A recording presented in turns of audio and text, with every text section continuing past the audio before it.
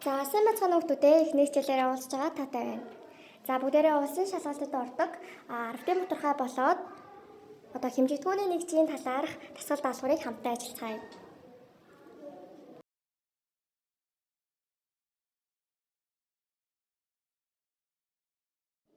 За эхний даалгавар нь Т10,7692 гэсэн бутархайг 100-ны хувиар томилох.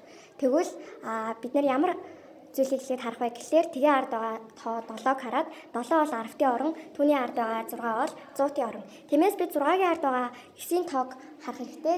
9 буюу 5-аас их байгаа учраас 7-той ойрхон буюу А хариулт тэг 100-ны 77 гарч байгаа юм. За дараагийн бодлого бол 1127-г 10-ийн бутархайгаар илэрхийл. Энэ нь юу гэсэн үг вэ гэхлээр 127-г 1000 хувааж байна гэсэн үг. Хэрвээ 10-3-ыг 10-ийн бутархайгаар илэрхийлэх гэсэн бол 0.3.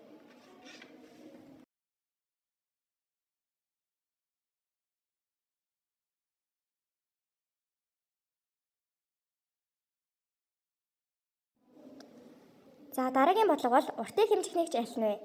За А-д нь грамм, Б-д нь куб метр, В-д нь метр, Г-д нь квадрат дециметр, Д-д нь литр.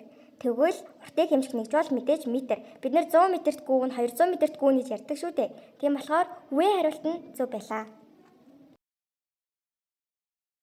Бид нэр ярилцъя. Грамм нь болохоор жинк хэмждэг. Тэгээд метр кубаар болохоор бид нэр эзэлгүүний хэмжин, квадрат дециметрээр талтай хэмжин, литрээр багтаамжийг хэмжинэ. За дараагийн бодлого нь 1 метр нь хэдэн миллилитр вэ?